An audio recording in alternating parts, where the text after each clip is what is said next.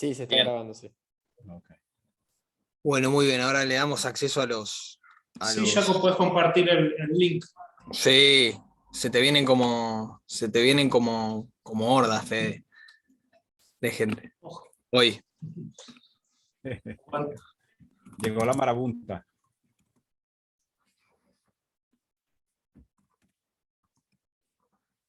Bien.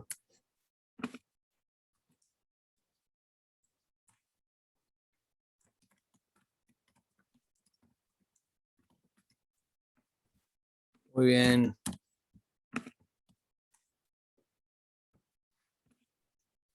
Adjuntamos link.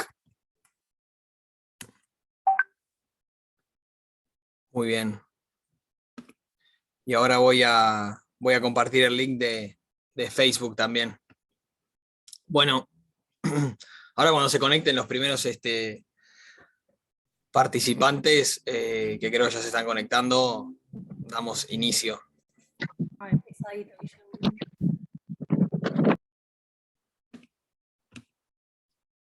Bien. Voy a ver si... Ahí está, ya están, hay varios conectados ya. Esperamos unos segundos, Fede, a que se sigan conectando, que hay un montón de personas y empezamos.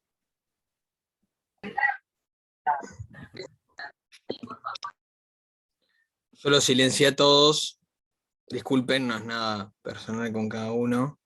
Fede, te invito a vos a que puedas, obviamente, hablar. Perfecto, ¿me escuchás? Sí, te escuchamos bien de bien. Voy a compartir ahora el link de Facebook, para que, bueno, los que no puedan entrar acá por medio del Zoom, que puedan verlo por Facebook, que está en vivo. Bueno, bienvenidos a todos. Este es el tercer webinario de ILFIS de medios de egreso. El docente, Federico, o en este caso el ponente, que es Federico Latosinski, de Argentina, va a ser el que va a estar dando el curso, o bueno, el webinario. Así que muchas gracias a todos por participar. Fede, toda tuya ahora. Les mando un saludo. Gracias. Buenas tardes a todos. No sé si me escuchan bien, Guille. Perfecto, 10 puntos. Bueno, vamos a ver cómo estamos de regreso. Están faltando todavía 3 minutos para que sean las 20, así que lo que podemos hacer es esperar todavía unos minutos más para llegar al horario de inicio. Ustedes, lo que sí les vamos a pedir es que mantengan en silencio sus micrófonos. Igualmente eso creo que en gran parte lo gestiona Guillermo, pero por una cuestión de mantener el orden durante la presentación. En el grupo de WhatsApp, si ustedes estaban ahí adentro, hace unos minutos compartimos un breve artículo que hemos preparado hace un tiempo atrás, y es el artículo en el cual está basada la presentación del día de hoy. Así que vamos a esperar unos minutitos más, y cosa de esperar que se hagan las 20. Primero que nada, muchísimas gracias por estar participando de nuestro evento. Son bienvenidos y vamos a estar dando el inicio dentro de 3 minutos más. Gracias. Muy bien, ya hay 55 personas, 60, va a llegar a 100, y por eso compartimos el link de Facebook.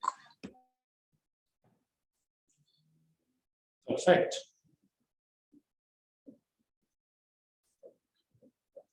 A los participantes que, bueno, al final del webinar quieran hacer alguna pregunta y demás, les pedimos que levanten la mano. Yo supongo que Fede tiene algunas preguntas al final, que va a querer que 2 o 3 personas respondan, conociéndolo, así que... Bueno. Yo no voy a hacer preguntas, hoy simplemente vamos a estar abiertos a alguna pregunta, consulta, y si aparecen trataremos de responderla, y si no tenemos ya la respuesta hoy en este momento, dejaremos el link de conexión entre la persona que lo haga y nosotros para poder darle esa respuesta, porque esto realmente es muy interesante cuando hay una interacción entre tantas personas con un tema puntual, como puede ser hoy la seguridad humana, trae diversas miradas que están en función de nuestra educación, nuestra experiencia, todo aquello que hemos vivido. Así que todo este tipo de cosas enriquece, en este caso, al grupo, porque puede ser que aparezcan preguntas, visiones, miradas distintas, y todo esto enriquece, ¿no es cierto?, ayuda a discutir un poco lo que es hoy seguridad humana, por lo menos en Latinoamérica, y esto es el espacio que hoy hemos abierto con IFIS, así que nuevamente les agradecemos a todos ustedes por estar hoy conectados, ya que tenemos un momento vinculado a la seguridad contra incendios. Voy a ver qué dice aquí el chat. Bienvenidos, buenas tardes a todos, perfecto, buenas tardes. Estamos dando la bienvenida, porque hay que acordarse que están todos silenciados, y bueno, para hablar tienen que levantar la mano al final de la clase. Pero bueno, Fede, ahora sí son las 8, ya hay 75 participantes, más alguna gente en Facebook. Si querés podés arrancar. Bueno, perfecto, Guille. No, por favor, Eugenia Llanola, muchas gracias a ustedes por estar ahí del otro lado.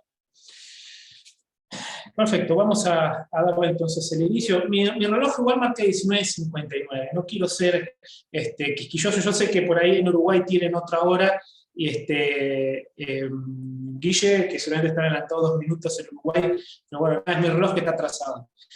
Señores, ahora sí, buenas noches a todos, bienvenidos, gracias por estar conectados hoy del otro lado de la pantalla. Este es un evento más que desarrollamos aquí junto a ILFIS, el Instituto Latinoamericano de Formación en Incendios y Seguridad. Bueno, ¿cuál es el tema que nos trae hoy? Seguridad humana.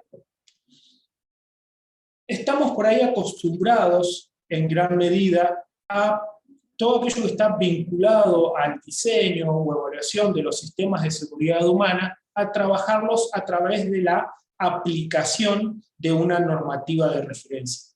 Tenemos normativas de referencias en cada uno de nuestros países, incluso dentro de lo que es la idiosincrasia legal de cada país, podemos encontrar a veces que conviven un número de normativas, porque están en función tal vez de ubicaciones geográficas, normativas que se aplican en una zona y no en todo el país, hay algunas normativas de aplicaciones nacionales, y después tenemos también normativas de reconocimiento internacional. Cuando digo reconocimiento internacional, que tenemos a través de la comunidad profesional, a ver cómo decirlo, como un respeto por el nivel de seguridad que presenta esa normativa.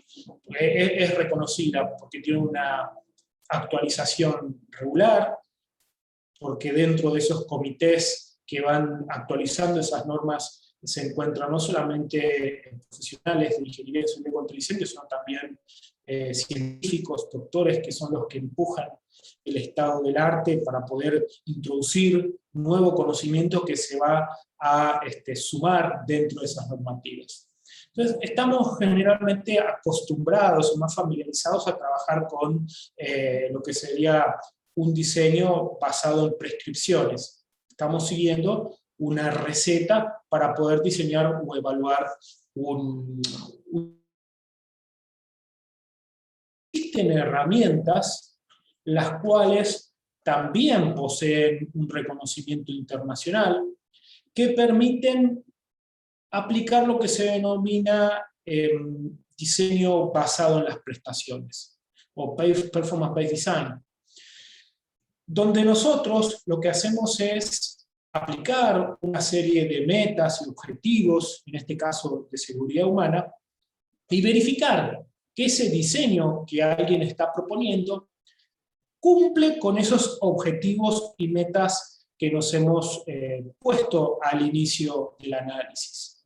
Estas herramientas son herramientas de cálculo que pueden ser del tipo algebraicas, en la parte vinculada a dinámica de incendios o seguridad humana, están muy de la mano con análisis o ensayos que se desarrollan en laboratorio, y a través de esos datos, o ensayos a nivel de otra escala pequeña o escala real, esos datos se colocan dentro de una máquina, se hace un análisis, por ejemplo, del tipo estadístico, y se busca si hay cierto nivel de relación entre los factores, para poder obtener, al final de todo esto, una ecuación matemática que vincule estas variables de interés.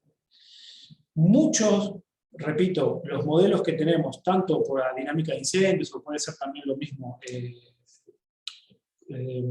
cálculos de tiempo, de desplazamiento de personas o flujos, están basados en la empiria o en la experiencia. Y por el otro lado tenemos modelos que están apuntalados en el uso de simulación computacional, son software, programas, tanto para lo que es también incendios como lo que es evacuación de personas, que están apuntalados en tratar de resolver ecuaciones matemáticas que modelan de alguna forma lo que pasa con el fuego, cómo crece, cómo se transmite esa energía en distintos volúmenes de control, puede ser una forma como lo hace FDS. O por el otro lado, para lo que es el comportamiento, lo que es la seguridad humana, tratamos de representar la interacción entre distintas personas, o entre distintos agentes, o entre distintos elementos. Son formas de tratar de determinar qué cosa. ¿Cuánto tiempo tarda en evacuar una cantidad de personas a un recinto? ¿Cuánto tiempo tarda el incendio en alcanzar una temperatura? ¿Cuál es el tiempo que tarda la capa de humo en llegar hasta una altura determinada? ¿Existe o no la propagación del incendio a través de la radiación, pero también de la convección? Y también, bueno, la conducción también se va a tener en cuenta en un modelo de mecánica de fluido computacional. Son formas de resolver problemas que escapan a lo prescriptivo y que nos permiten evaluar cómo ese sistema se desempeña. Lo que vamos a hacer hoy es aplicar justamente estas herramientas para determinar el desempeño de un sistema de seguridad humana, para tratar de entender un poco qué es lo que pasa en nuestras normativas. Tenemos un cronograma, ILFIS, que vamos a desarrollar una serie de conversatorios donde vamos a tocar la normativa aplicable en seguridad contra incendios de los países latinoamericanos. Esto ya se los estoy adelantando. Estamos trabajando hoy en esto y va a salir próximamente un cronograma donde ustedes van a poder participar y escuchar con un panel de expertos de cada uno de esos países cuál es la normativa que aplica y discutir sobre ellos. Eso va a enriquecer un poco y permitirnos a todos tener una mirada integral de lo que pasa en Latinoamérica, que en definitiva, como dice José Prada, muchas veces Latinoamérica es un solo país, ¿sí? Por los problemas que tenemos, generalmente nos comportamos como si fuera el mismo país. Hablamos el mismo idioma, eso nos une y tenemos costumbres bastante similares, aparte de también las cuestiones que también nos caracterizan como individuos o como nación. Entonces vamos a tener la posibilidad de evaluar la normativa que aplica la seguridad contra incendios en cada lugar. Y este conversatorio de hoy también da un puntapié inicial a esto, porque vamos a discutir un poco qué dice la normativa de la República Argentina, que es el país en el cual yo resido, con respecto a diseñar un sistema de seguridad humana. Vamos a pensar en los medios de evacuación, los medios de salida, vamos a llegar hasta ahí, ¿sí? Y vamos a aplicar herramientas de evaluación de desempeño para ver qué es lo que pasa cuando uno diseña utilizando esas normativas. Vamos a llegar a conclusiones que son abiertas. Quiero que sepan algo, que para poder uno llegar a una conclusión que sea generalizada, hay que tener varios estudios que lleguen a esa conclusión. No podemos arrancar así porque sí, yo determiné esto y puedo generalizar esos resultados. Simplemente la idea de hoy es mostrarles cómo podemos evaluar una legislación utilizando herramientas de desempeño.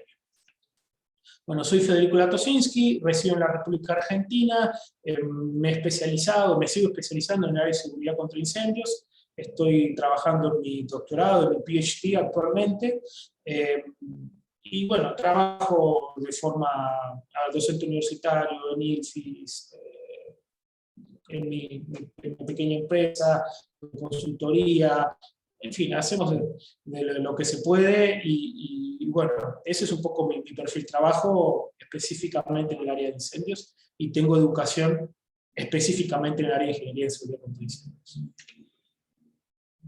¿Cuál es el objetivo de este análisis que va con esta presentación de hoy? Comprender conceptos básicos que están vinculados a diseñar los medios de egreso. Aplicar, cuando digo cálculos novedosos, tal vez sean novedosos para nosotros, por la parte del mundo donde vivimos, porque quiero que sepan que estos métodos tienen ya sus años de existencia, entonces no es que es algo que inventé yo, ni mucho menos, por favor no lo tomen así. Son herramientas que se utilizan en otras partes del mundo, justamente ¿para qué?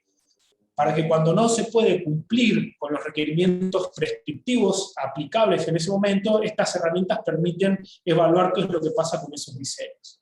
Y discutir algunos requerimientos legales del dimensionamiento de esas áreas en la República Argentina. Cuando ustedes vean este simbolito que está acá, los engranajes, si mal no recuerdo esto aparece por acá arriba. Estamos hablando de conceptos. Vamos a ir discutiendo conceptos vinculados al diseño y al human behavior, al comportamiento humano también. Y esos son conceptos importantes, porque son conceptos que son transversales a lo que uno podría tomar de los requerimientos legales de Argentina, ¿sí? Porque estas son cuestiones vinculadas a las personas, a los humanos. Bueno, siempre arrancamos las presentaciones, o por lo menos a mí me gusta, con esta imagen, que nos recuerda un poco que la ingeniería en seguridad contra incendios tiene un objetivo. Esta es una definición de la Sociedad de Ingeniería de Protección contra Incendios de los Estados Unidos, donde aplicamos principios vinculados a la ciencia de la ingeniería para proteger personas, primero, bienes y el ambiente, y después aparece eso de la continuidad de negocio, que, bueno, al fin y al cabo también estamos hablando de bienes y ambiente. Esta imagen es de 1975. Ganó un premio Pulitzer esta fotografía, estoy seguro que ustedes la conocen. Desafortunadamente se ve como caen dos personas al vacío, son dos niñas. Y segundos antes de la caída de esta escalera, del colapso de esta escalera, que ustedes habrán visto, si han ido a los Estados Unidos, o las han visto en la televisión, que en muchos lugares los edificios tienen adosado una escalera metálica exterior que se vincula a través de las ventanas, y a través de este elemento que está acá, de la ventana. Y son elementos que se colocaron ahí para poder incrementar la posibilidad de medios de egreso en caso de un incendio. Bien. Es un elemento que está constituido en metal, en acero, y segundos antes de que esa escalera colapse, estas dos pequeñas estaban ahí tratando de ser salvadas con un bombero que estaba tratando de rescatarlas. Se acerca, imagínense esta imagen, se acerca una escalera para poder, con los bomberos, ¿no es cierto?, para tratar de salvarlos, y cuando están justamente subiendo hacia la escalera de bomberos, esa escalera exterior colapsa, y las niñas caen. Desafortunadamente la más grande, que si no me equivoco tenía en ese momento 14 años, fallece al impactar en el suelo, y la otra niña más pequeña, que tenía creo que en ese momento 3 años, cae sobre el cuerpo de su tía, y eso amortigua el golpe y salva la vida. Esta imagen trajo como impacto para la sociedad norteamericana cambios en la normativa aplicable en ese momento referida a seguridad humana. Porque ustedes imagínense que si tenemos un incendio, ¿por dónde va a salir el incendio, las llamas, el calor, los humos? Van a salir por las ventanas, van a salir por esas ventanas. Y si colocamos las escaleras, en este caso sobre la ventana, estamos colocando el medio de egreso justamente sobre el foco ígneo que se está desarrollando dentro de una estructura. El acero después de unos minutos va a perder su capacidad portante y directamente va a colapsar por su propio peso, ¿no es cierto? Esto lo entiende fácilmente. Entonces, esta imagen nos recuerda que si nosotros, como profesionales de seguridad contra incendios, nos equivocamos, ¿quiénes son los que van a pagar por nuestros errores? Y generalmente otras personas. Y digo generalmente porque trabajamos en muchos ambientes, en muchos ámbitos que hay distintos tipos de usuarios que pueden ser empleados, pero también pueden ser clientes de ese lugar en el cual nosotros hemos hecho un asesoramiento, y ponemos en riesgo a estas personas si nuestro trabajo no se hace bien.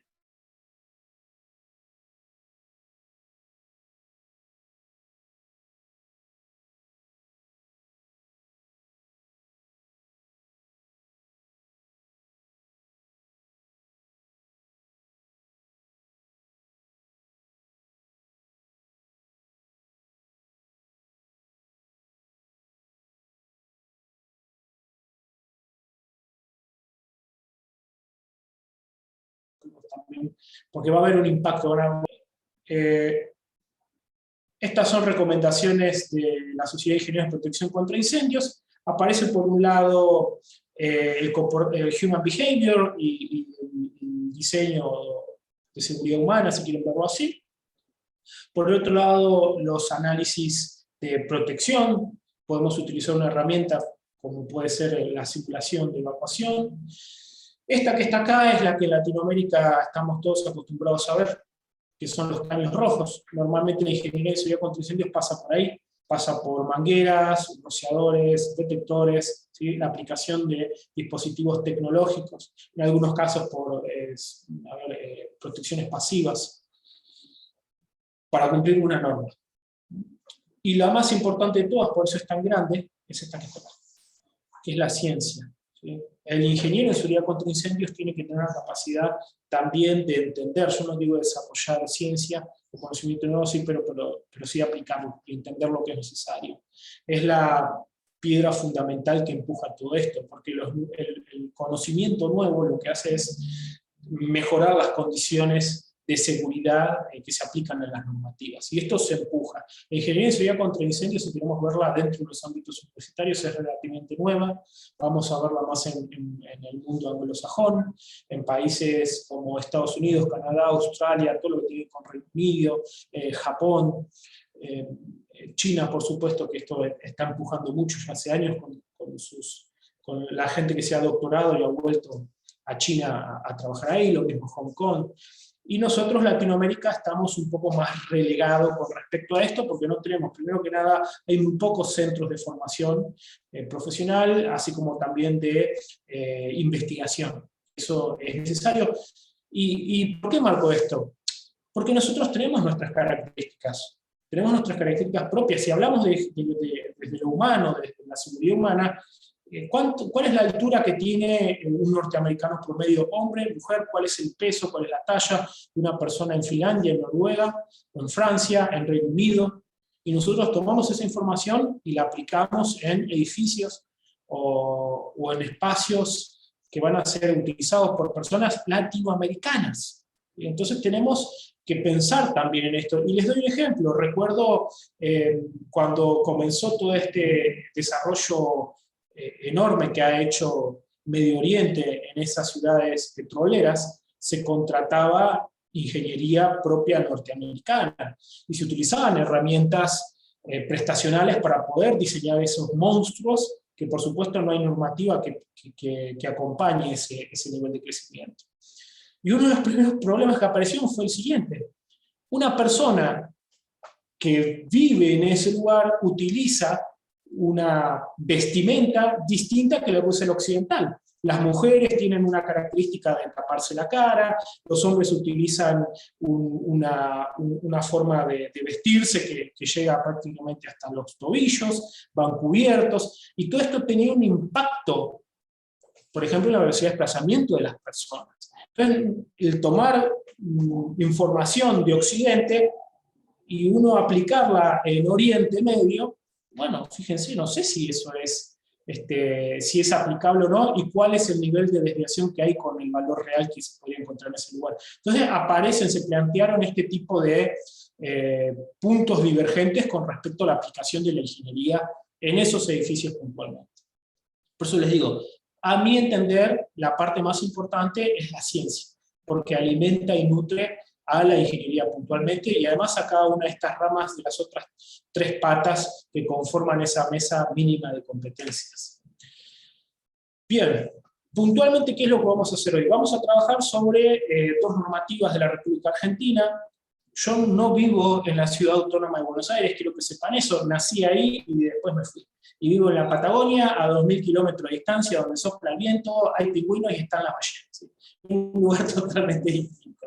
Pero sin embargo uno lo va conociendo y conoce profesionales de ese lugar. Ellos han tenido una modificación en su código de edificación hace poco, hace 3 años, y es importante el código de la Ciudad Autónoma de Buenos Aires. ¿Por qué? Porque muchos lugares del interior de Argentina lo toman como referencia, ¿sí? Se referencian a ese código.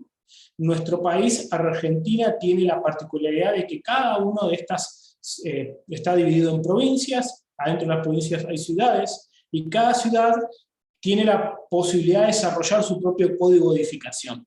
¿Qué quiere decir esto? Que cada uno tiene sus reglas constructivas, en función, entiendo yo, de las características propias del lugar. Hay partes de Argentina que que tienen que ser construcciones sismo resistentes, hay otras que no. Tenemos arriba mucha temperatura en verano, en el sur donde yo vivo hace mucho frío en invierno.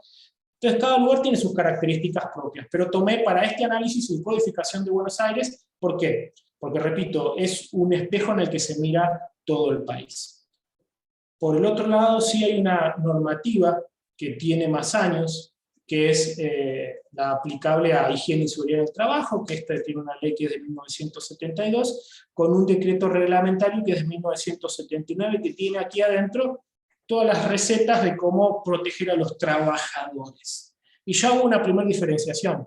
Trabajadores. Aquí en este lugar, en un código de edificación, vamos a encontrar los lineamientos a seguir para construir y proteger a los usuarios de un espacio como puede ser un edificio. Por el otro lado, ¿y quiénes están acá adentro? Papá, mamá, los niños que duermen, los abuelos, estamos todos ahí adentro metidos. Mientras que en este otro espacio nos referimos a trabajadores, personas que tienen edad legal para poder trabajar. Vamos a comparar estas dos normativas, ese es un poco el trabajo que voy a compartir con ustedes, y que, repito, lo compartí en el grupo de WhatsApp. Y vamos a utilizar herramientas, como puede ser un software de simulación para modelar la respuesta de las personas y verificar qué es lo que pasa en esos recintos que hemos diseñado aplicando estas normativas. Ese artículo es este que está acá, Medios de Riesgo en Argentina, repito, lo he compartido con ustedes. Si lo quieren leer, nos pueden contactar por ILFI, me pueden buscar a mí también, y se los compartimos, es de acceso libre, y está escrito de una manera como un artículo, como un paper, tiene todos los contenidos mínimos que tiene un artículo, se explican los métodos, y todo eso que vamos a ver hoy acá. Bueno, dimensionamiento de salida, vamos a ver esto. La ley de esto, recuerden, esto es higiene y seguridad en el trabajo, ¿sí? Seguridad laboral, seguridad industrial, llámenlo como ustedes quieran.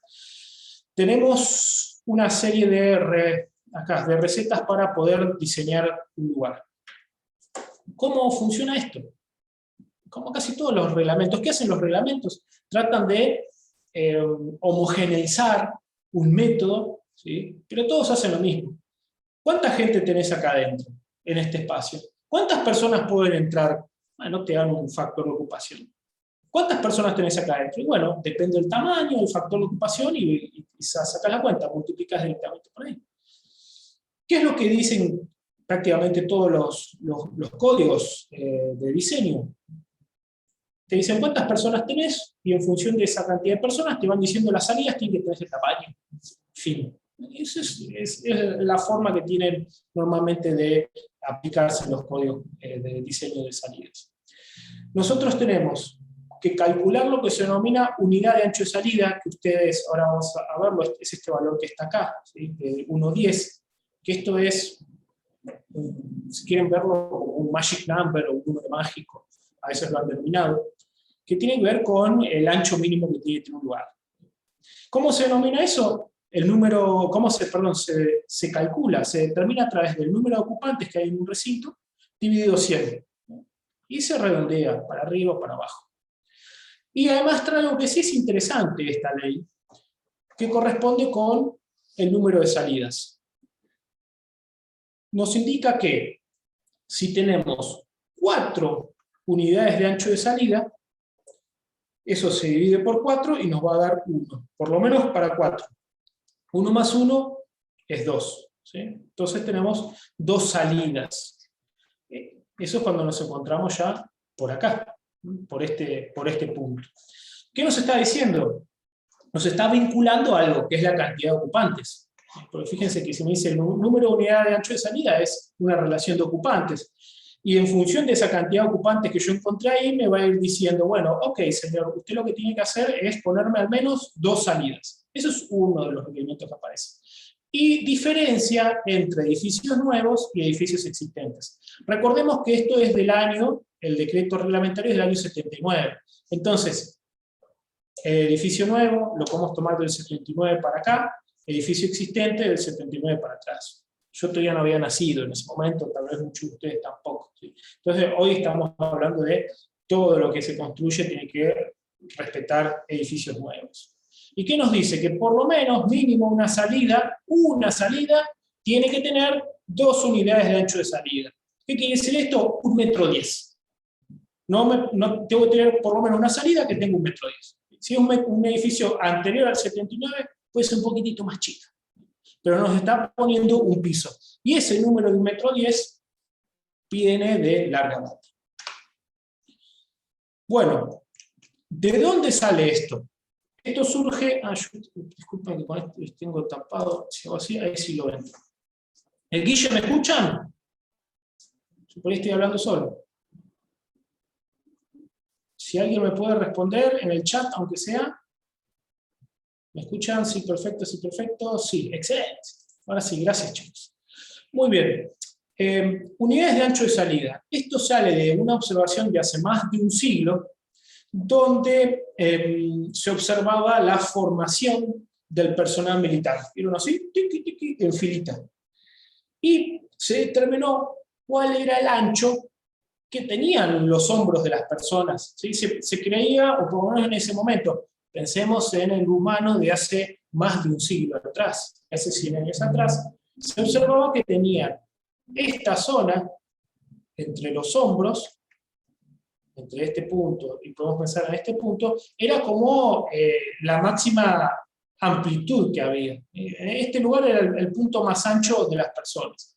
Y con 55 centímetros, bueno, lo que pasa es que esto está redondeado, que es 1,12, lo que pasa es que tiene que ver con que sale de una observación de 22 pulgadas, y cuando se hace el cambio de unidades, pero bueno, nosotros aquí en Argentina lo tomamos 55 centímetros. Quiere decir que yo en una unidad de ancho de salida tengo una persona, que por esa unidad de ancho de salida que tiene 55 centímetros o 56, redondeándolo de otra forma, por ahí va a caber una persona. Entonces yo tengo que diseñar una salida, y bueno, lo que hago es, si una persona ocupa 55 centímetros, 2 personas ocupan 1,10 m. Y de esa forma se le va dando un dimensionamiento al ancho que tiene esa salida, por lo menos aplicando esta ley de higiene y seguridad con su decreto del 79. Pero repito, sale de observaciones de hace más de 100 años atrás. Más de 100 años atrás. Ahora yo les pregunto, esas personas que ustedes vieron hace 100 años atrás, o que imaginamos que vemos en las películas, o podemos llegar a ver una fotografía vieja, ¿creen que se parecerían físicamente a nosotros? No. Es una pregunta que dejo abierta y que después vamos a ir tratando de responder. ¿Qué pasa con esta codificación de Buenos Aires? Separa el ancho de las salidas en función de lo siguiente. Por un lado, todas las edificaciones aplica una fracción. ¿Sí? Una fracción dice, mira, hasta 50 personas, 90 centímetros. Después, en fracciones de 50 personas, vas a sumarle 15 centímetros a esa salida. Entonces va trabajando de a fracciones. Eso sí, la salida, mínimo 90 centímetros. De ahí para abajo, nada. Ahora, si vos tenés que desarrollar un espectáculo público o algún congreso, vamos a utilizar otra regla u otra fórmula para diseñar esto. Si las personas que van a estar ahí no llegan a ser más de 500, vos me vas a dar 1 centímetro por persona para las salidas. Esto se va acumulando. Quiere decir, yo tengo 500 personas ahí adentro, necesitas 5 metros de salidas.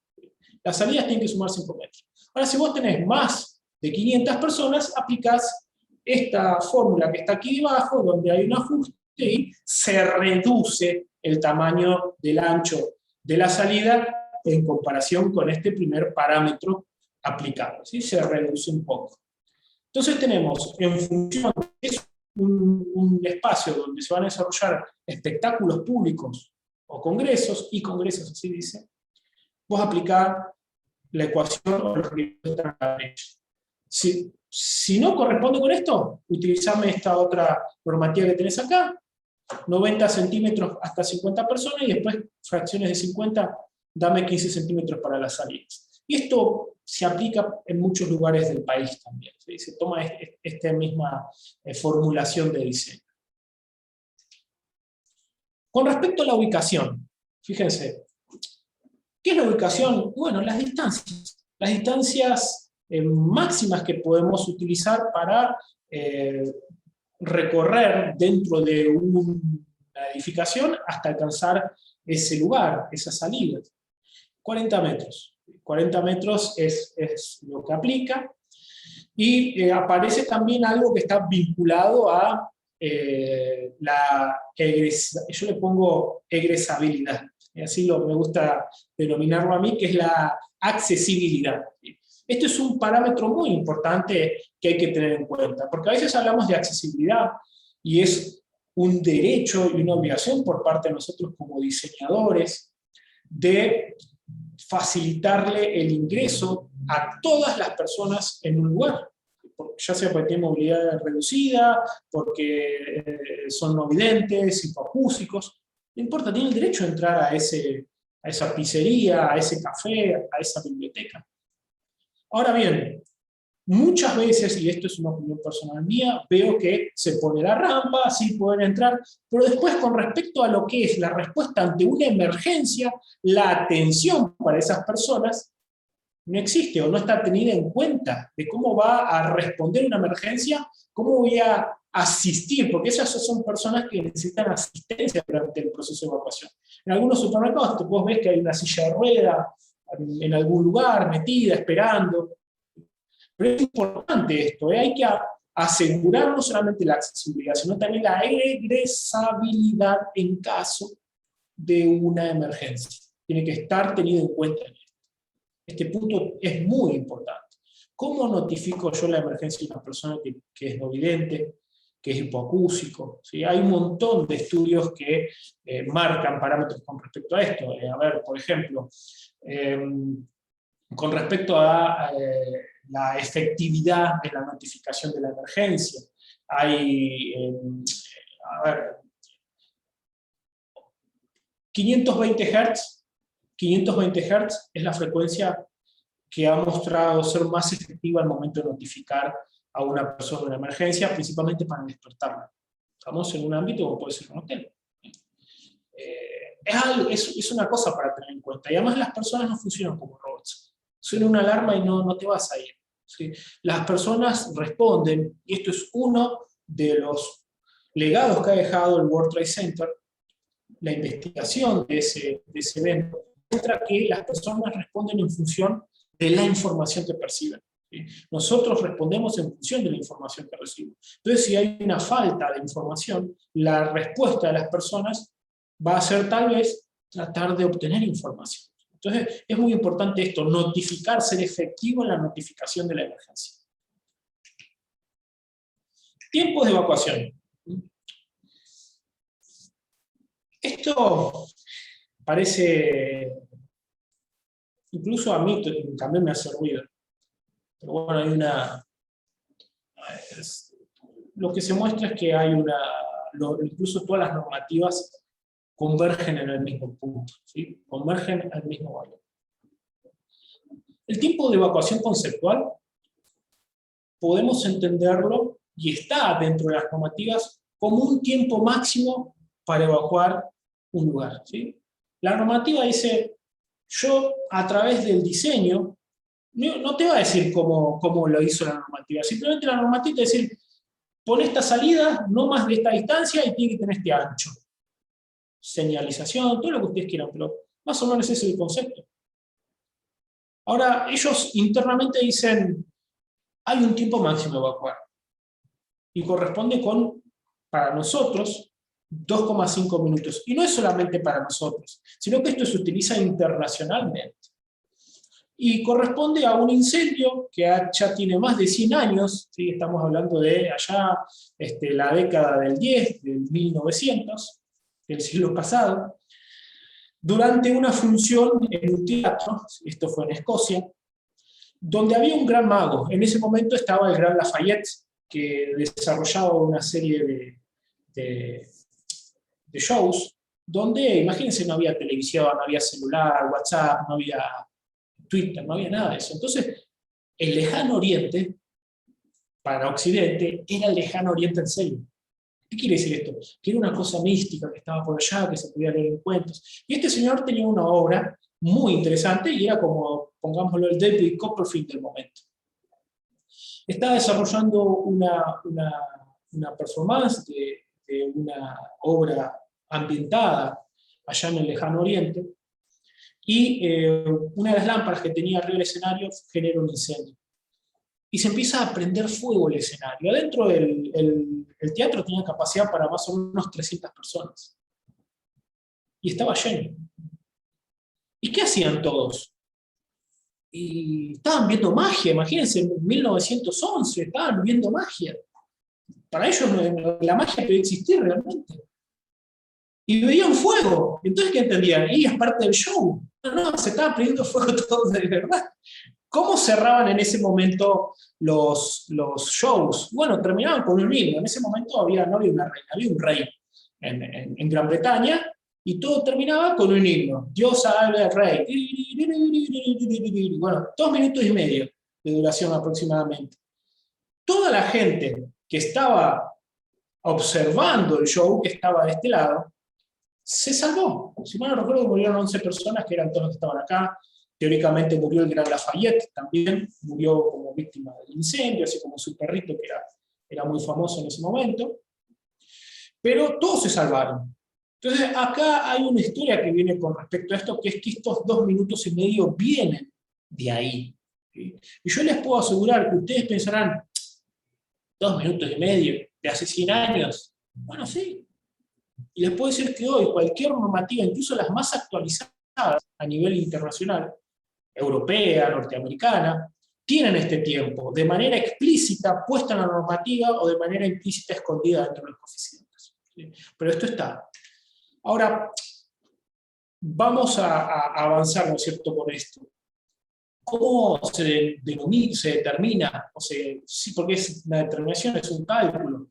Tenemos 2 tiempos a tener en cuenta. Por un lado, lo que es el ASET. ¿Qué es el ASET?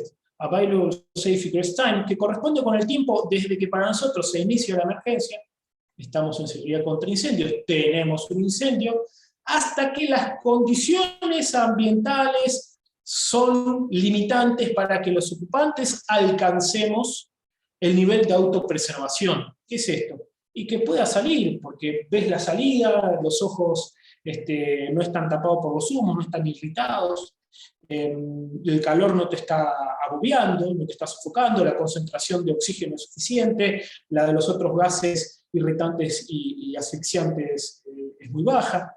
Llega un momento en el que alguna de esas variables tiene una concentración que ya inhabilita a las personas. Eso se denomina tiempo disponible para la evacuación. Ahora, con respecto a lo que es la evacuación puntualmente, tenemos el Required Safe Egress Time, que es el tiempo requerido, que es la suma de los tiempos de detección desde que el evento se inició. Aquí podemos pensar dispositivos tecnológicos, detectores. Podemos pensar también en el humano, que alguien sienta olor a humo y responda, que alguien vea el humo, que alguien vea las llamas. Y ahí hay un tiempo de detección. Después viene el tiempo de alarma. ¿El tiempo de alarma qué sería? Y un tiempo de notificación. Empezó el incendio, hasta que, allá está ocurriendo. ¿Qué hago? Pego el grito, voy y le grito a mi compañero de la oficina al lado. Tenemos un incendio, evacúen todo. Ha transcurrido un tiempo. Una vez que yo di esa alarma, del otro lado, todas las personas que están en las oficinas contiguas, primero capaz alguno me va a escuchar. Y ahí van a empezar a dispararse una serie de pasos ¿sí? Que están muy vinculados a el reconocimiento de esa señal, tratar de validar que esa señal, esa información que yo di, es verdadera. Y acá es donde aparece lo que se denomina human behavior, o respuesta humana ante el fuego, ¿sí? Human behavior on fire. Es que es lo que se denomina tiempo de preevacuación. En ese tiempo de preevacuación, que es la combinación entre reconocer la alarma y responder, vamos a hacer una serie de acciones. Ejemplo, ¿sí? Les doy un ejemplo. Tenemos que evacuar, escucho que alguien me está gritando o escucho una alarma. Bueno, che, ¿qué pasa? ¿Qué hay que hacer? Hasta que alguien dice, hay que evacuar, y ahí me di cuenta, hay que evacuar, está pasando algo malo. ¿Qué agarramos? El celular, la billetera, la cartera, el abrigo. Hay toda una preparación previa a la evacuación. ¿Qué es lo que muestra la investigación de eventos que han ocurrido donde ha muerto mucha gente? Bueno, muestran que cuando se utilizan los Victim Evacuation Teams, que son las brigadas de evacuación, la cantidad de acciones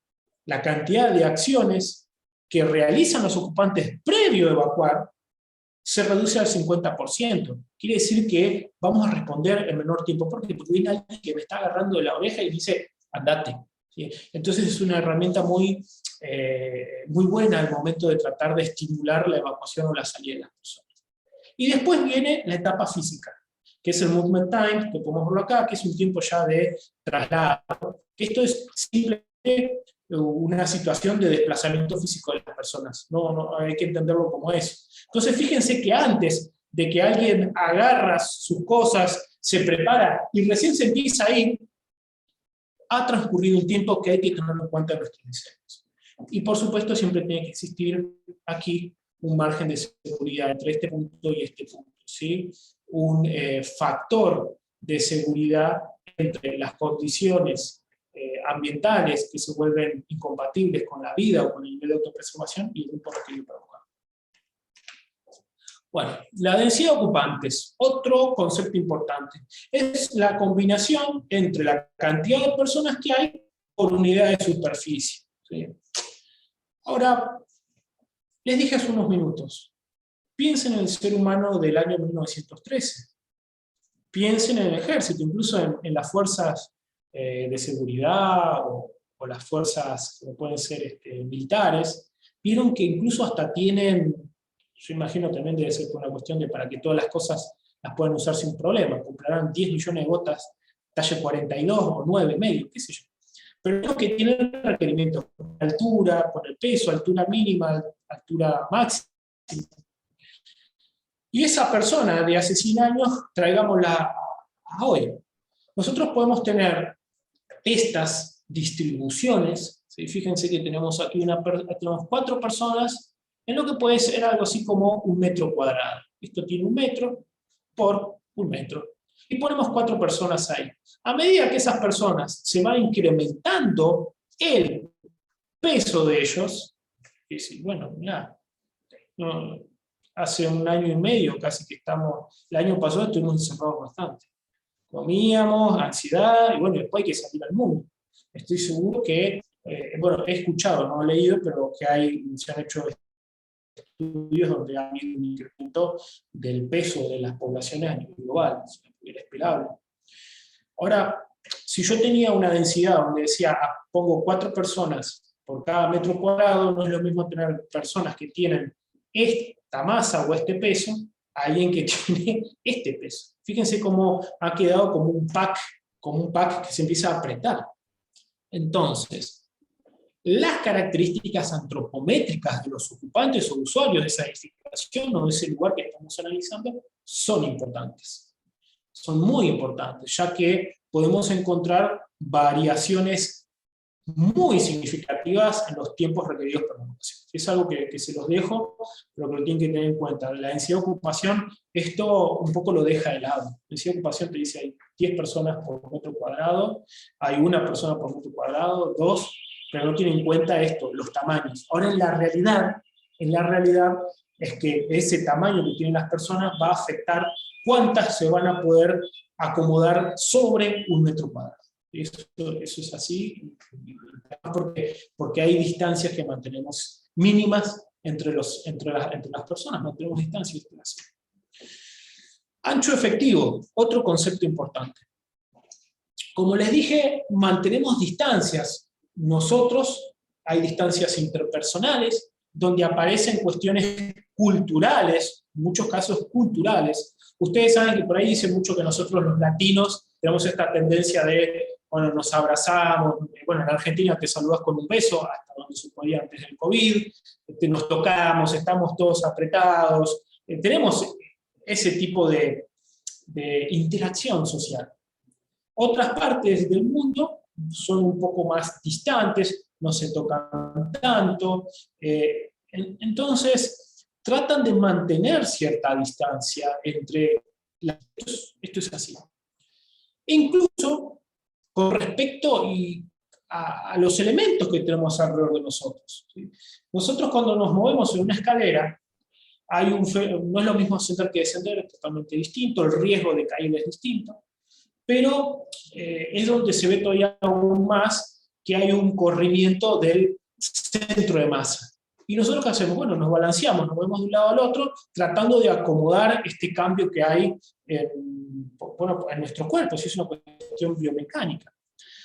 Y además cuando nos desplazamos mantenemos ciertas distancias con los muros, con las puertas, con la mesa, con la silla, y estamos hablando de adultos mayores. Primero que nada, esto es para adultos mayores.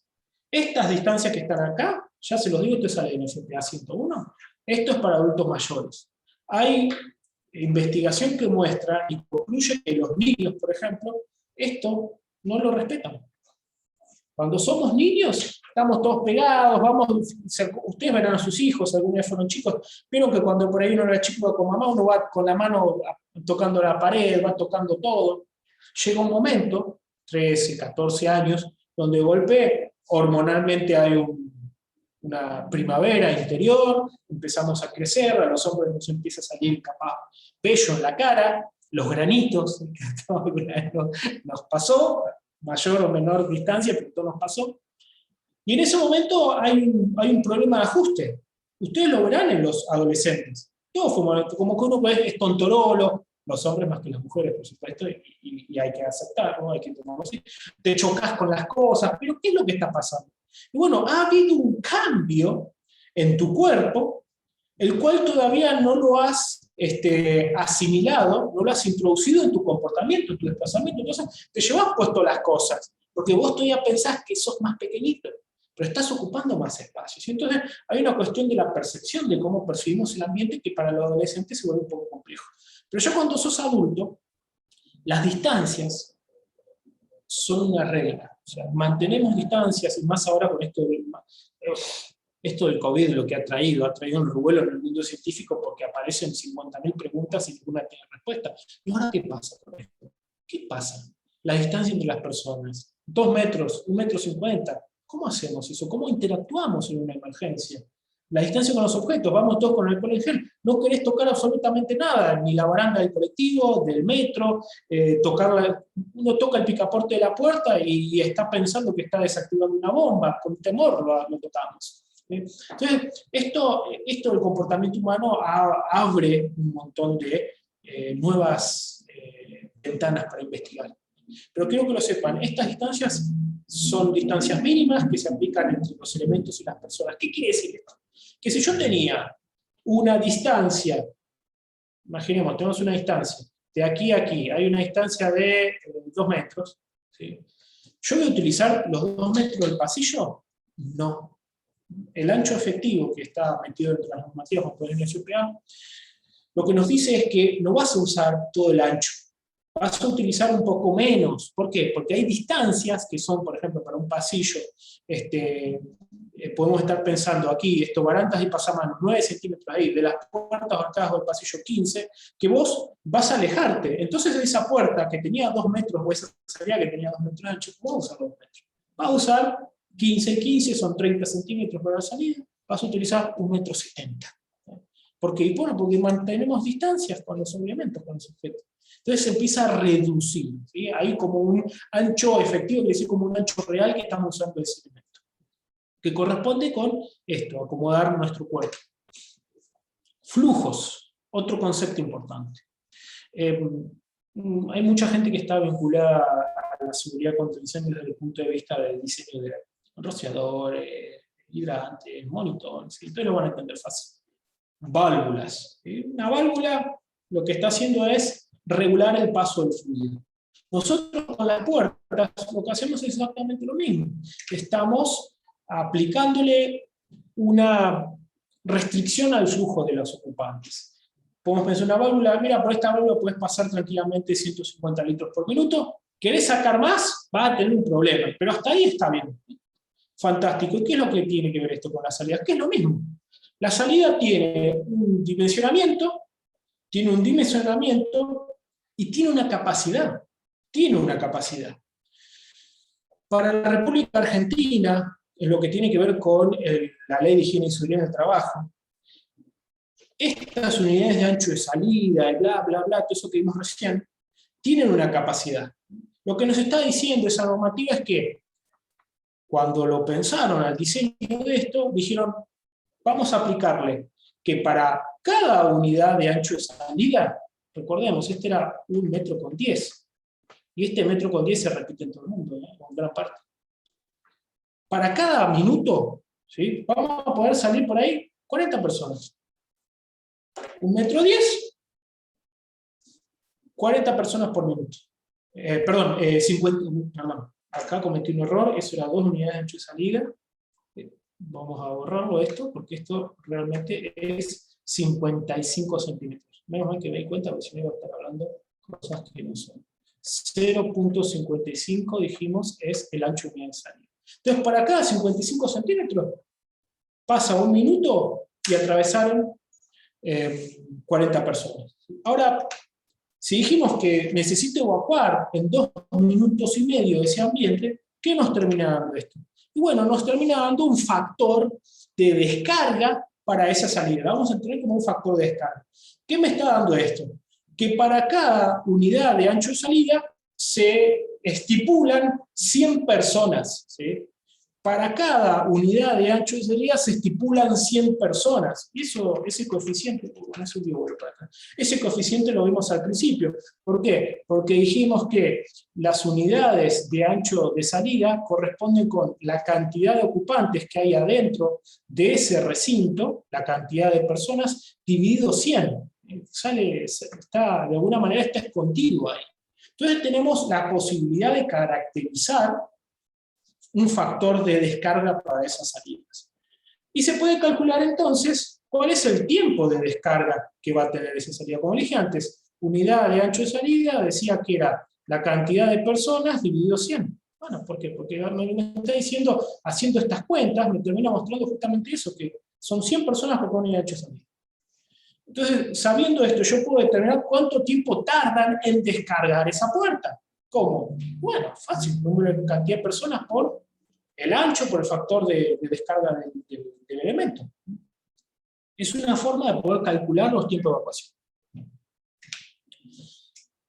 Otro concepto. Este sale de la Sociedad de Ingenieros de Protección contra Incendio, que son observaciones que se han hecho en el siglo pasado. Se han correlacionado a través de la empiria una serie de conceptos, donde tenemos por un lado la velocidad, la densidad y el flujo específico. Dijimos que densidad es la cantidad de personas que tenemos por unidad de superficie. Aquí está, estas son unidades internacionales y por otro lado tenemos las inglesas. ¿Cuál es la idea? Que lo que nos permite ver estas curvas que están acá, que hay una variación de la velocidad para, estos son salidas, rampas, y por otro lado para escaleras. Escaleras que tienen distintos tipos de relaciones. ¿Entre qué? Entre la huella, donde va el pie, y la alzada, que es donde esa distancia que hay de altura entre peldaño y peldaño. Acá viene el pie, entra el pie a cada una persona, y después sube al otro peldaño. Bueno, estas relaciones que hay entre esta distancia B y esta distancia a medida que se van modificando, el tamaño del peldaño y la escalera tiene un impacto en la velocidad de desplazamiento. Esto es por lo menos lo que se ha podido fijar de manera a priori. Entonces tenemos distintas relaciones y vemos lo siguiente. Vemos que a medida que nosotros vamos modificando la densidad de ocupantes, ¿qué es la densidad de ocupantes? ¿Cuántas personas hay por metro cuadrado? ¿Qué quiere decir esto? Que incrementamos la densidad, mientras más personas metamos ahí adentro, ¿qué es lo que pasa? Bueno, al principio, mirá, si vos venís con hasta una persona, esto es lo que nos está diciendo que le da una velocidad de desplazamiento libre de menos de 1,25 m. Es un valor. 1,25 m por segundo. Un poquito menos. Eso es para una persona que va sola circulando. Ahora, a medida que se incrementa la densidad poblacional, quiere decir que meto más personas ahí, que las empiezo a apretar, empiezo a meter más gente, más gente, más gente, la velocidad se desploma, hasta que alcanza un valor donde se considera nula, que es casi en 4 personas por metro cuadrado. ¿Cuál es la idea de esto? Si vos pones 4 personas por metro cuadrado, el flujo es si no va a haber movimiento de ese flujo. Es para, de alguna forma, fijar un valor de flujo máximo, perdón, de densidad máxima, que nos está mostrando empíricamente que se llegó, ¿no es cierto?, a un flujo que ya no se mueve. Por el otro lado tenemos esto que se denomina flujo específico, donde se combinan una serie de coeficientes y nos muestra cómo a medida que la densidad, vamos a tener una densidad hasta casi 4 nuevamente, 4, acá lo mismo que dijimos, 4 personas por metro cuadrado, se hace cero, tiene una distribución parabólica, cuadrática, pero quiero mostrarles esto. Lo que nos está mostrando es que para un elemento vamos a tener esto que está acá, que es una, fíjense que dice personas por metro por segundo. Vamos a tener un flujo que atraviesa ese elemento, número de personas por cada segundo y por cada metro que tiene de ancho ese efectivo, ese elemento, vamos a ir moviéndonos sobre esta curva. Va a alcanzar un máximo casi en 2. Cuando tenemos una densidad de hasta 2, un poquito menos, no 90 y pico, pero pongamos 2. ¿Por qué no podemos cortar a las personas en pedacitos? Hasta 2 personas por metro cuadrado es cuando uno le va a poder sacar el máximo desempeño a un elemento de seguridad. Eso es un elemento, puede ser una puerta, puede ser un pasillo, ¿sí? Ese tipo de cosas. Ahí el flujo es máximo. Si yo pongo más gente, el flujo de esa salida disminuye. Si yo pongo menos gente, también, porque hay menos cantidad de personas para evacuar. Eso es lo que nos está mostrando. Pero hay un valor máximo que está ahí arriba, que anda cerca, si yo mal no recuerdo, está en 1,33 personas por minuto por segundo. ¿Sí? Esto es lo máximo que se puede llegar a sacar. ¿A qué? Y a una densidad de casi 2 personas por metro cuadrado. A través de esto, del factor, del flujo específico, podemos calcular esos flujos, que es el flujo específico por el ancho específico de esa salida, y vamos a poder saber, determinar el tiempo de descarga, de ese elemento, ¿sí? de esa puerta. A nosotros hoy nos importan las puertas. Bien, vamos a los modelos puntuales. ¿Cómo se han dimensionado? ¿Qué es lo que hemos hecho? 15 modelos, los cuales tienen distinta cantidad de ocupantes. Arrancamos con un modelo que tiene 100 ocupantes, ese más pequeño. Quiero que además estimen esto desde el punto de vista de la geometría. Para lo que es el modelado de simulación computacional, utilizamos geometrías cuadradas, ¿sí? Y cada uno de esos agujeritos que ustedes ven son las salidas. Son las salidas, y esas salidas tienen un tamaño, ¿sí? Un tamaño, esto es el tamaño combinado, a ver, 1 de 1 a 10, perfecto. Este es el tamaño individual de cada una de estas salidas, ¿sí? Por ejemplo, para el modelo de 1500 tenemos 5 salidas. Esta cantidad de salidas se determinó a través del decreto 351 del año 79, que corresponde con la parte de higiene y seguridad. Y llegamos hasta este punto que está acá. Tenemos 2 salidas, una y una, tiene 5. Cada una de estas salidas tienen todas el mismo tamaño, ¿sí? Tienen todas el mismo tamaño, de manera que no haya diferencias en los flujos de descarga de las puertas, ¿sí? Para poder hacer estos cálculos de manera un poco más sencillas. Ahora fíjense con respecto a cada una de las normativas. Esto es para la ley de higiene y seguridad para edificios nuevos. Edificios viejos permite anchos un poco más pequeños.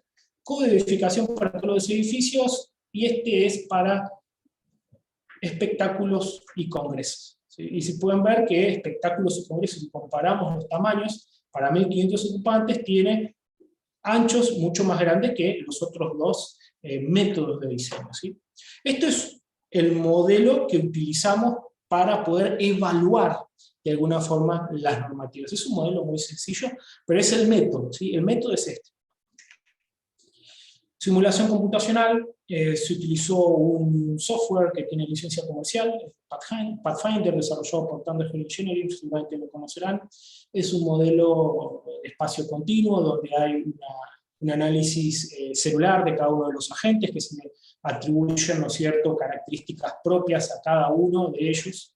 Es un software, a mí lo que me gusta es que es de espacio continuo, entonces permite representar la geometría de manera similar a la real. Existen otro tipo de modelos, a ver, este es un modelo también fino, se denomina geometría fina, están los otros que tienen geometría gruesa, donde se toman celdas, y bueno, cada celda representa una superficie o algo, y ya no permite representar la geometría física real, ¿sí?, de manera perfecta, sino que uno tiene que utilizar otro tipo de atributos, como calcular los flujos en la salida, porque no voy a poder tener una salida que tenga el ancho que no sé, de 1,10 m, porque puso celdas que tienen 50 por 50, entonces la puerta tiene o 1 metro o 1,50 m, ¿sí?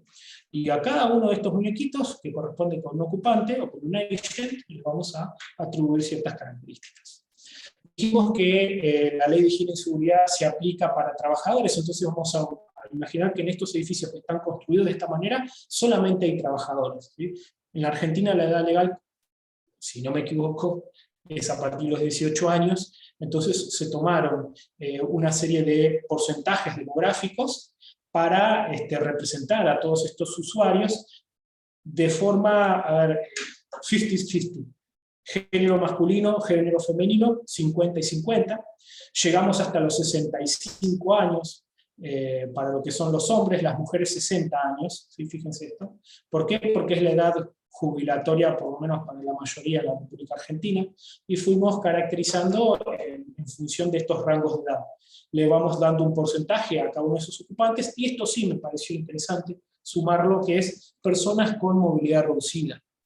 Nuestra legislación, por lo menos en la parte laboral, indica que cuando una persona, supónganse, tuvo un accidente laboral y tiene que ser reinsertado, ¿no? Tiene que entrar a trabajar y puede estar ahora en silla de ruedas, o incluso una persona que ya estaba en silla de ruedas y entra a trabajar igual, que no tiene absolutamente nada raro, o no debería ser nada raro, ¿sí? Entonces, le atribuimos a este modelo un 2% de personas con movilidad reducida, 1% personas con muletas, y un 1% personas en silla de ruedas, pero sin asistencia. ¿Qué quiere decir sin asistencia? Que no necesitan que alguien los empuje, que ellos mismos pueden ir desplazándose en su propia silla. Velocidades de desplazamiento de estos ocupantes, utilizamos la guía IMO de la Organización Marítima Internacional, donde ellos... La Organización Marítima Internacional indica de qué forma se tienen que modelar distintos escenarios al momento de evaluar la seguridad humana dentro de un buque, y para esto se paran en información de los años 80. Todo esto que está acá sale de los años 80 de Japón en estaciones ferroviarias. Ono es el investigador que observó todo esto y fue caracterizando velocidades de desplazamiento. En este caso para superficie plana, ¿sí? Y marca un mínimo y un máximo. Ellos marcan un mínimo y un máximo, y lo va indicando en función de la edad, ¿sí? de rangos de edad. Y lo que ellos concluyen es que el hombre, bueno, tiene una velocidad de desplazamiento superior al de la mujer, y a medida que van transcurriendo los años, la edad natural de las personas, la velocidad de desplazamiento va disminuyendo, ¿sí? Pero hay siempre una diferenciación entre hombres y mujeres. Esto de forma individual, pues después ya el comportamiento grupal es otra cosa, comportamiento cuando hay grupos. Ejemplo, si ustedes salen a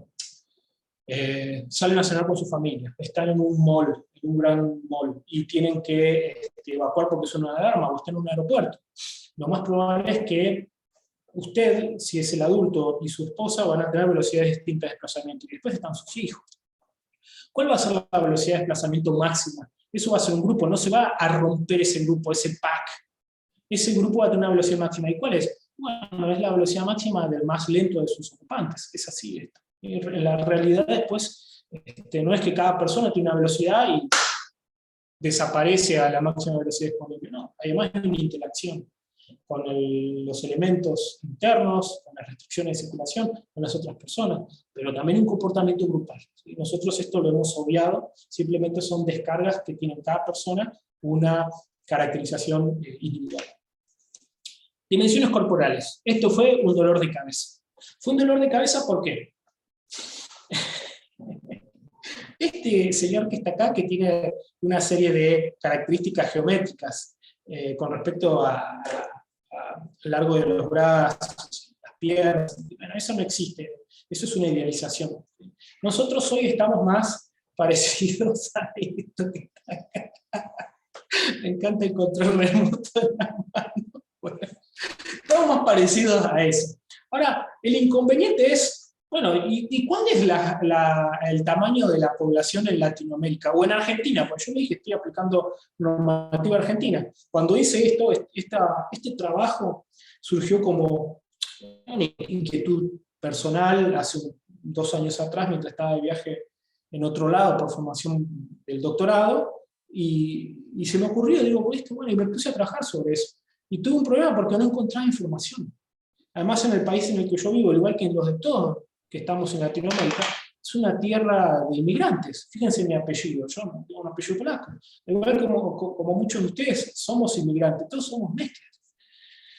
Y dentro de un país hay zonas donde por ahí hay más gente que vino de tal país, o del otro. Entonces, dentro de nuestros países incluso hay variaciones en las características antropométricas. Bueno, en Argentina me encontré que no tenía datos. Sí hay una altura que está promedio para hombres y mujeres, pero después, ¿cuál es la distancia entre los hombros?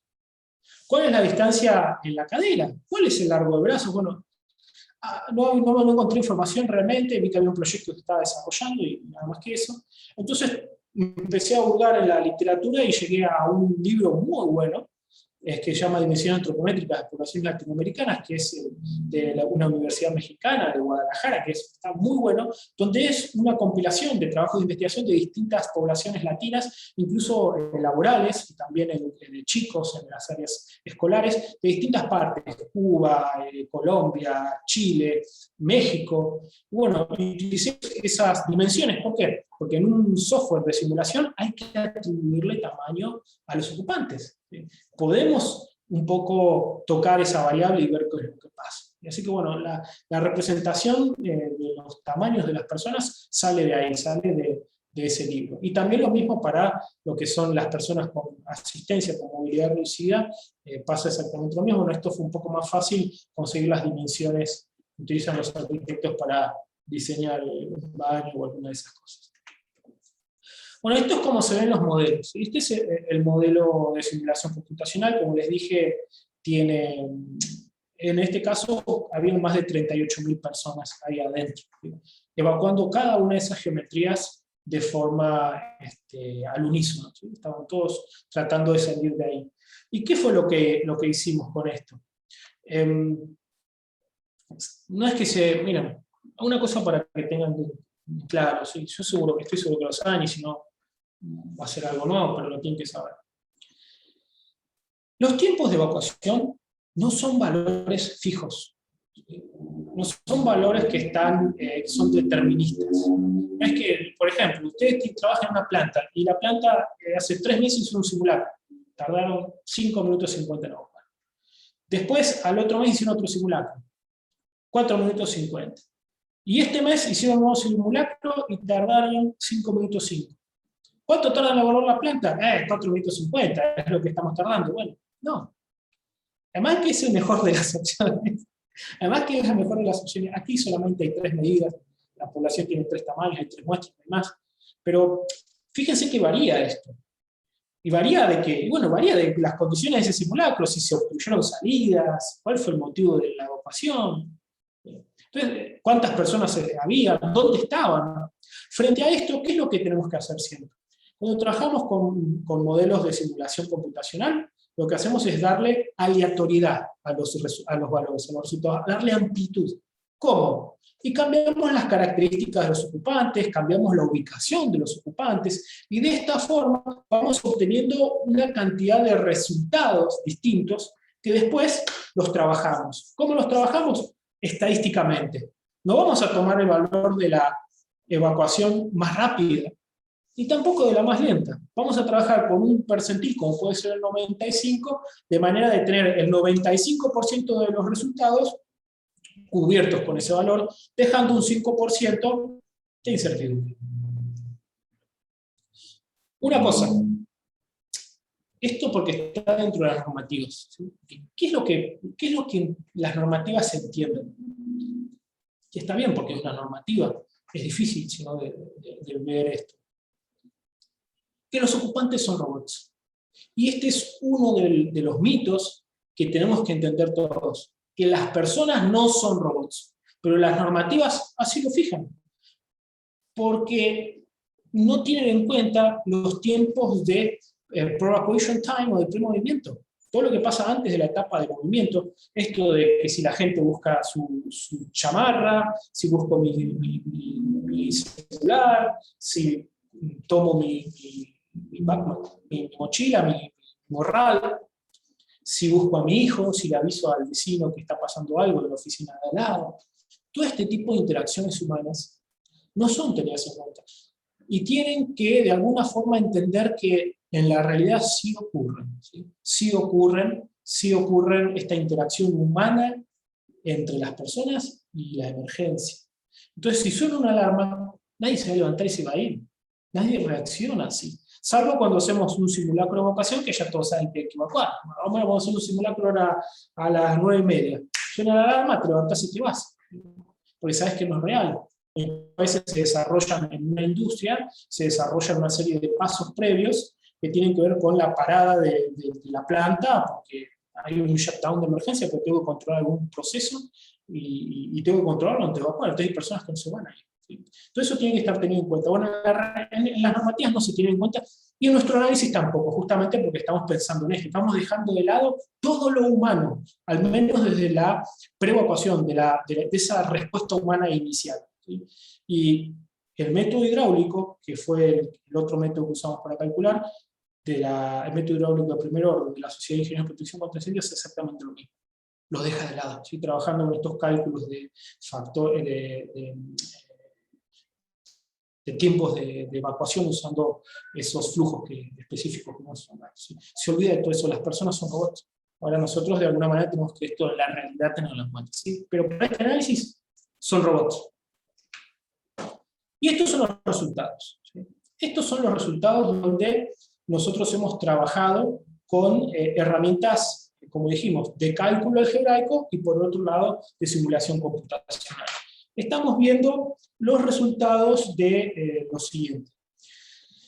Utilizando un flujo de 40 personas por minuto, vemos 4 líneas que tienen diversos colores. Fíjense, la verde punteada que está acá, corresponde con esto que está acá, que es un edificio nuevo, ¿sí? Que es esta que viene por acá y sigue toda esta pendiente. Ahora, la amarillita corresponde con edificios existentes. Yo solamente utilicé lo que muestra la normativa, hasta 600 ocupantes, se utilizaron diseños hasta 600 ocupantes y no más que eso, ¿sí? Y llega hasta ahí. Por el otro lado tenemos esta línea azul punteada, que corresponde con el codificación, exceptuando la parte de espectáculos públicos. Y fíjense cómo el tiempo, a medida que se va incrementando la cantidad de ocupantes hacia la derecha, va incrementando su tiempo. Y por el otro lado tenemos aquí debajo, esto que es el codificación, pero para espectáculos y congresos.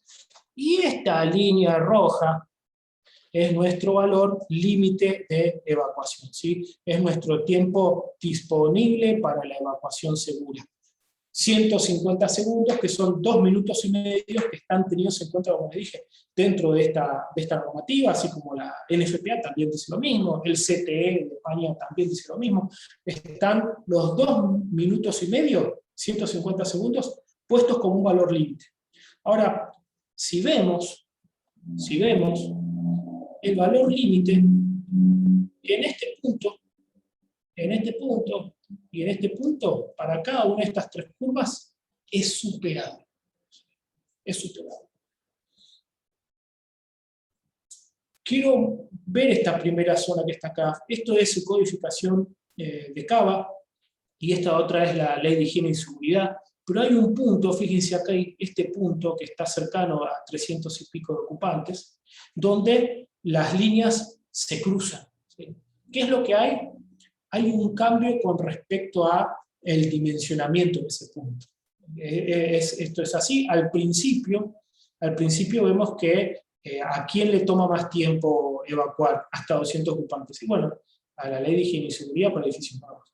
El codificación viene con un tiempo que tiene una pendiente un poco más suave, pero después de este punto que las dos atraviesan, se cruzan y vemos que hay un mayor tiempo requerido para la evacuación para el codificación de Cava, utilizando estos flujos que la ley de higiene y seguridad dice. ¿Qué quiere decir esto? Bueno, que las puertas le están dando una cantidad de personas que van a descargar por minuto. ¿Qué es lo que muestra la literatura con respecto a la descarga de las puertas? Bueno, la literatura lo que indica, y la investigación, es que 40, incluso 40 es un valor, si queremos verlo, que está del lado de la seguridad. Porque una puerta puede sacar 60 personas por minuto. Ahora, hay una interacción ahí en esa puerta. Por ejemplo, si tiene un mecanismo de apertura que la mantiene abierta es una cosa, ahora si tiene un mecanismo de cierre automático es otro, y los flujos pueden bajar a 50 si tenemos estos mecanismos de cierre. Entonces utilizar un valor de 40 personas que van a atravesar esa unidad de ancho de salida por cada minuto, de 40 es un valor razonable, ¿no es cierto? Entonces estamos viendo que hay a partir de los 300 ocupantes, un poquitito antes incluso, se supera este tiempo conceptual, que para nosotros es el tiempo disponible para evacuación. Mientras que el código de edificación en soportado de espectáculos públicos y congresos mantiene un margen relativo por debajo. ¿Qué pasa cuando utilizamos un método de cálculo hidráulico con conceptos un poco más novedosos, si quieren verlo así, calculando estos anchos efectivos, teniendo en cuenta los cálculos de cómo varía la densidad, el flujo específico en función de la densidad de ocupantes? Lo que vemos es lo siguiente, que los tiempos de cálculo requeridos para evacuar se incrementan un poco más.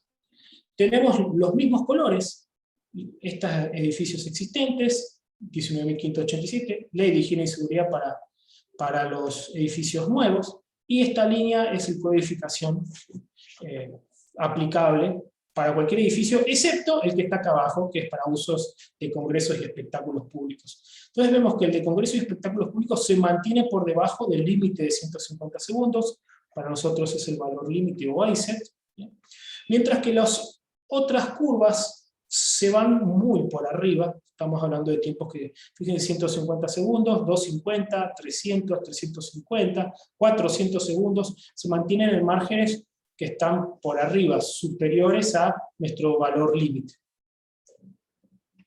Y por último, resultados de la simulación para el percentil 95. ¿Qué es lo que hicimos?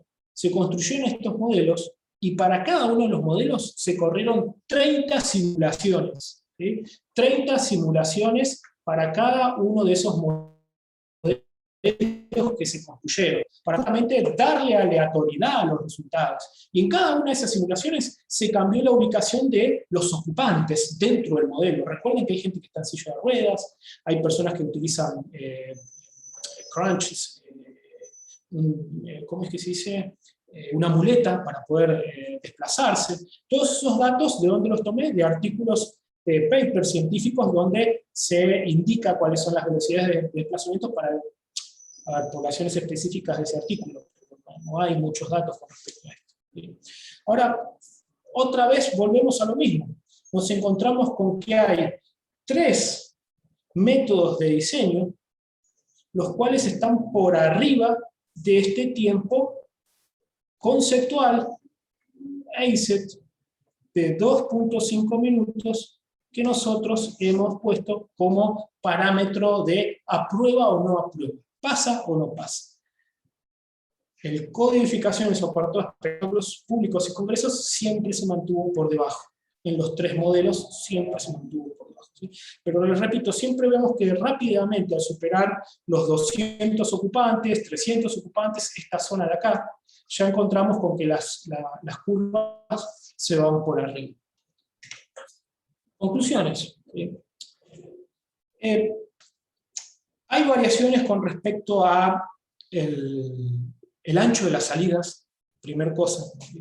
Si utilizamos una normativa, hay una cantidad de metros que tiene que tener la salida. Si utilizamos otra receta, si quieren ver de cocina o de diseño, tienen otro ancho de salida.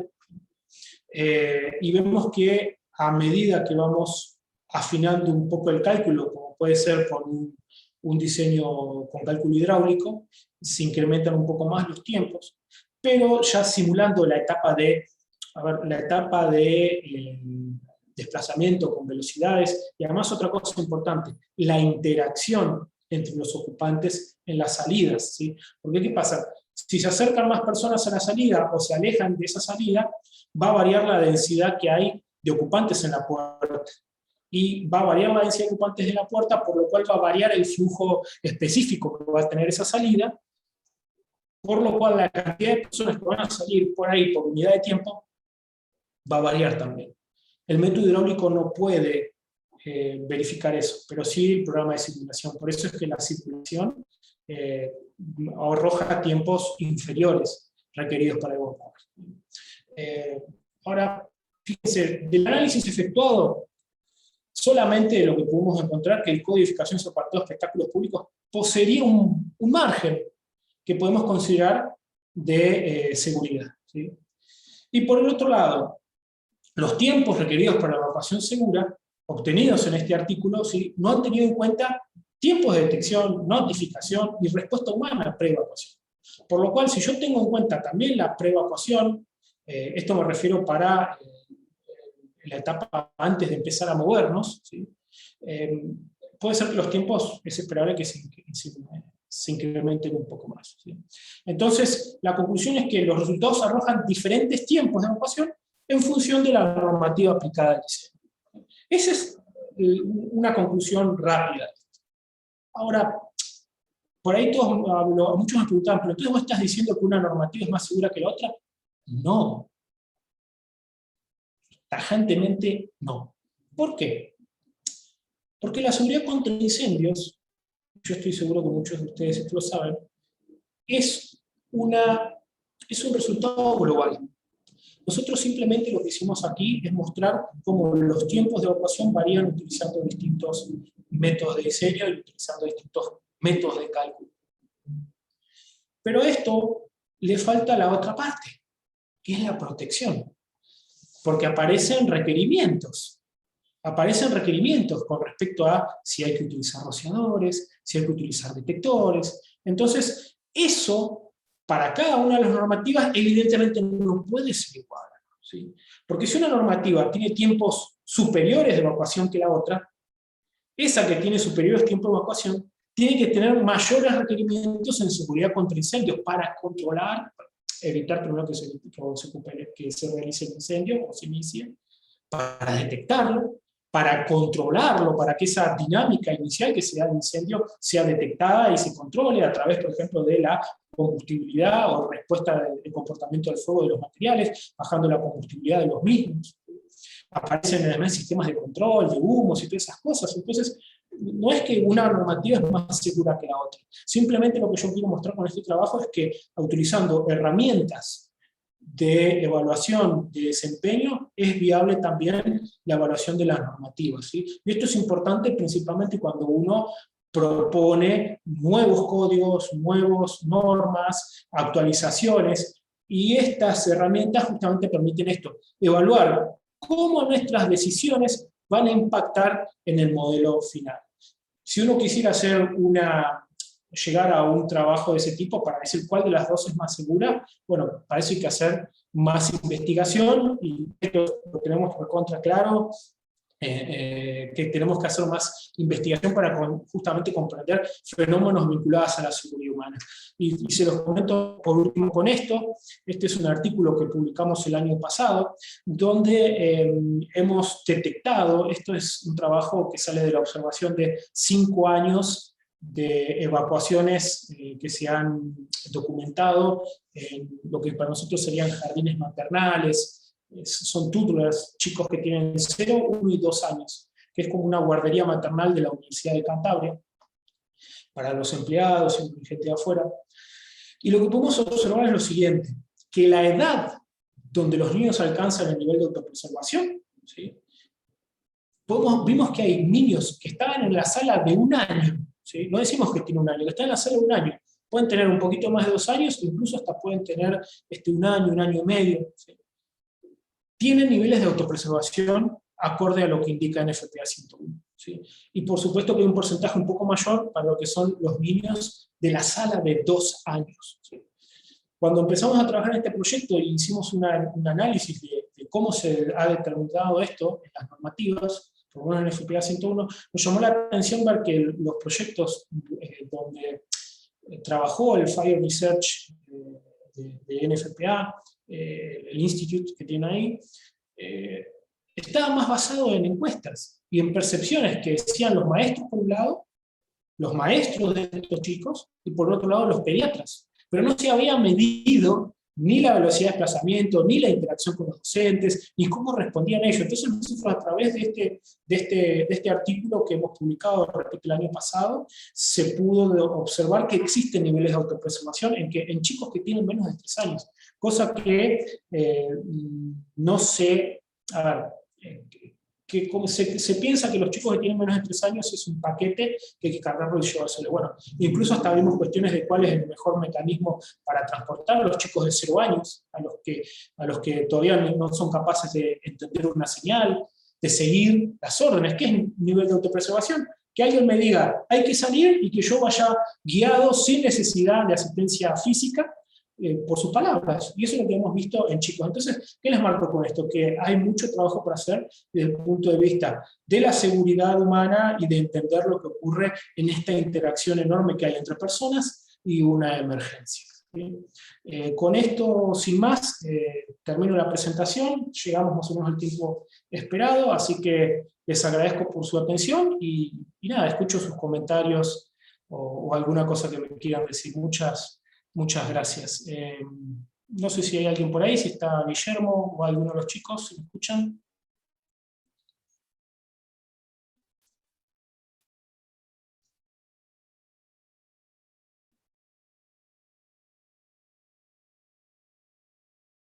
Bueno, gracias Néstor.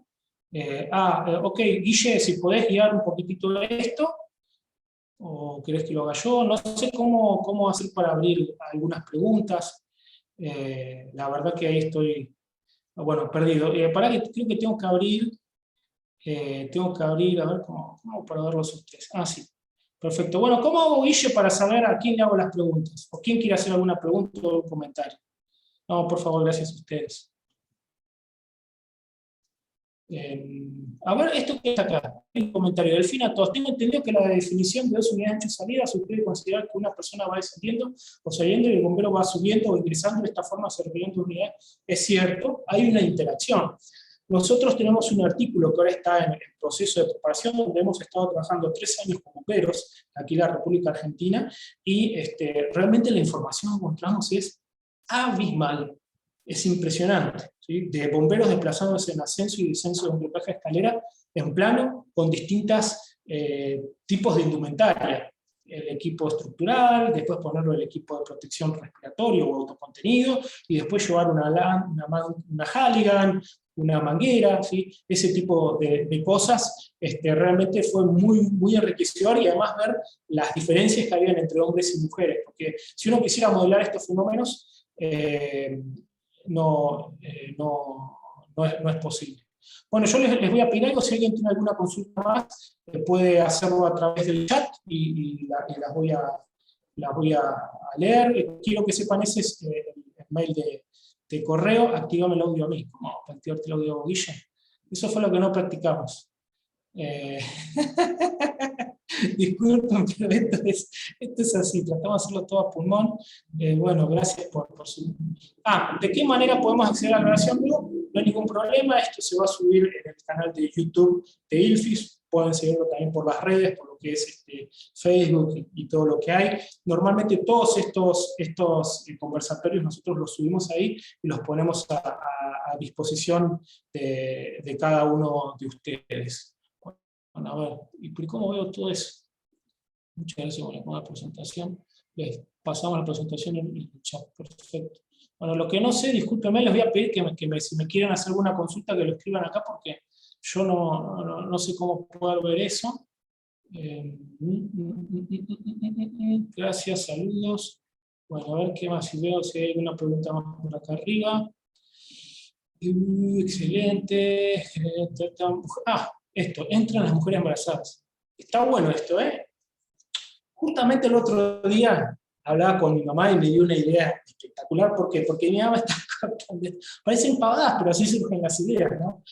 Mi madre me contaba, me acuerdo cuando estaba embarazada de tu hermano, dice, del segundo, y me resbalé en la escalera, dice, y me caí, dice, en la escalera, y tenía miedo por el bebé que estaba dentro de la panza, y pensaba, digo, qué interesante esto, porque claro, le cambia el centro de gravedad a una persona embarazada, a una mujer embarazada. Entonces me pareció muy interesante poder discutir esto. Ahora, con respecto a si esto tendría que ver con un nivel de las mujeres embarazadas sí tienen nivel de autopreservación, salvo que no se puedan mover, pero sí tienen nivel de autopreservación porque se pueden mover solas y entienden que hay una emergencia, y uno les puede decir, señores, hay que salir, y salimos por aquella puerta, y responden. A ver, participantes, sección participantes. Bueno, ahí voy a eso, discúlpame. Acá está. Educar a Guille.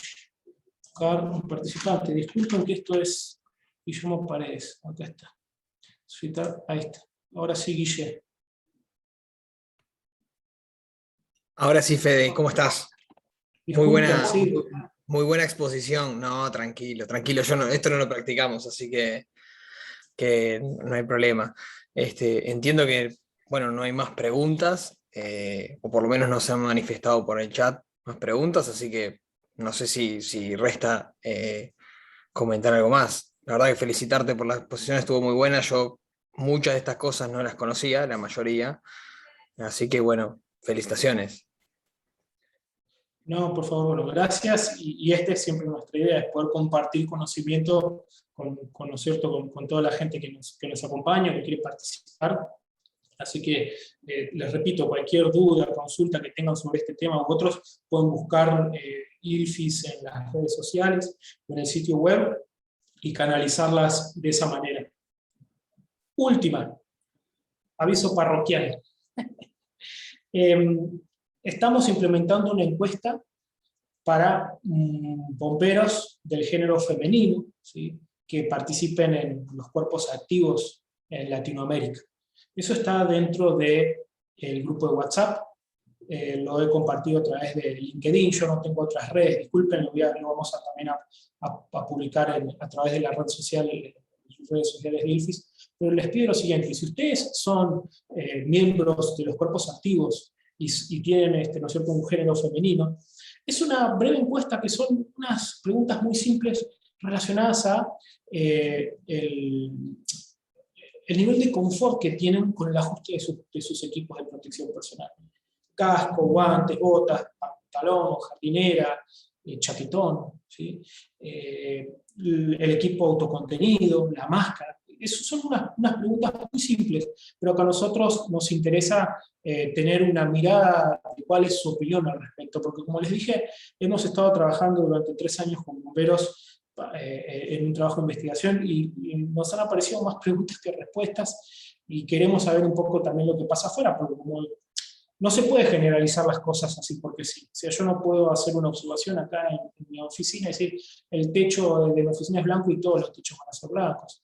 Así que, nada, si pueden participar, si conocen a personas de género femenino que estén en los cuerpos activos bomberos y les hacen llegar nuestra encuesta, va a estar abierta un par de semanas, Así que les agradezco, primero que nada, por su atención, por seguirnos, y bueno, con esto vamos a ir cerrando el conversatorio de hoy, así que mi más sentido agradecimiento a cada uno de ustedes, y que tengan buenas tardes o buenas noches en cada uno de los lugares que se encuentran. Así que gracias y buenas noches. Nos vemos en nuestro próximo conversatorio.